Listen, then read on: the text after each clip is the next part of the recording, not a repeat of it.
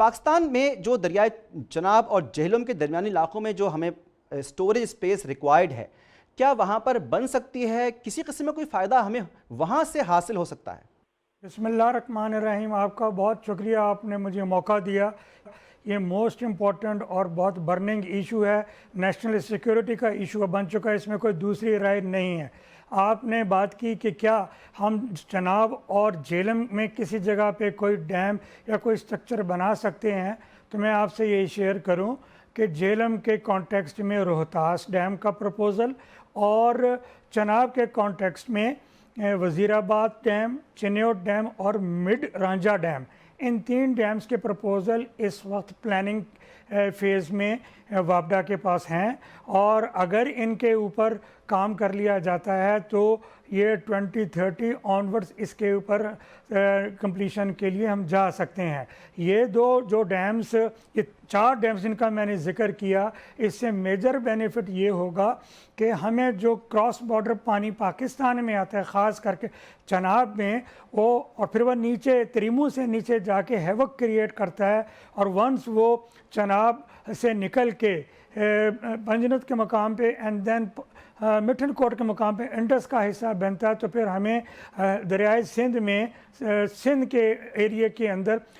Severe قسم کی flood drainage کے ایشوز بھی پیش آتے ہیں، جیسے کہ ہم نے 2022 کے فلڈ میں فیس کیا، اور وہ بہت بڑا پیریڈ تھا. اگر یہ 2-3 ڈیمز جن کا میں نے ذکر کیا، جس کے اوپر میں سمجھتا ہوں کہ اب لازماً کام ہوگا، تو نہ صرف یہ کہ یہ ہمیں ایک اچھی اسٹوریج دیں گے، بلکہ اس اسٹوریج کو اس علاقے کی بہتری اور اس علاقے کی اریگیشن اور دیگر ریکوائرمنٹ کے لیے بڑے اچھے پیمانے پہ استعمال کیا جا سکے گا. یہی اس کا واحد حل ہے. اور اس کی دوسری اس کا جو میجر بینیفٹ ہوگا وہ یہ کہ اگر خدا نخواستہ ہمیں اوپر سے ہیوی فلوز آتے ہیں، جیسے ہم اکثر دیکھ رہے ہیں، 2014 میں انڈین سائڈ سے ہوا، اور اس دفعہ تو خیر 3-4 دفعہ یہ سچویشن ہوئی ہے، تو وہ والا پانی ہم نہ صرف اسٹور کریں گے، بلکہ وہ پورے نیکسٹ 12 منتھس کے لیے یا اگلے مونسون سیزن تک کے لیے ہم اس کو بہتر طریقے سے یوٹیلائز کر سکیں گے. یوٹیلائزیشن کے حوالے سے ہی آپ سے ایک اور سوال احمد صاحب پوچھ لیں گے کہ ستلج کا سیلابی پانی اگر چولستان کی طرف پہنچایا جائے، کوئی طریقہ اختیار کیا جائے، اور سندھ کا سیلابی پانی وہاں کے بنجر علاقوں کی طرف پہنچایا جائے، کیا اس قسم کا کوئی آپشن پاکستان استعمال کر سکتا ہے کہ اس سے ہم بجائے نقصان کے سیرابی حاصل کر لیں؟ دیکھیں، اب تو وہ تمام آپشنز جو کہ کبھی لیٹ سے کہ خالی باتوں میں تھے یا خیالات میں تھے، ان کو ہمیں گراؤنڈ ریئلٹیز کو دیکھتے ہوئے اور ایویڈنس کو بیس بناتے ہوئے کرنے ہوں گے. آپ نے جہاں تک ستلج کی بات کی، تو ستلج کا جو ریور بیڈ ہے، اس کے ریور بیڈ کو بہتر طریقے سے ہمیں لائن اپ کرنا ہوگا، اور اگر وہاں پہ ہمیں اس کی ڈریجنگ کی اور اس کی فردر اس کا بریتھ ہے یا اس کا جو پارٹ ہے اس کو بڑھانے کی ضرورت ہے، کر کے وہاں سے ہم چینلز نکال سکتے ہیں، اور وہ چینلز جو ہیں فیوچر میں ہمیں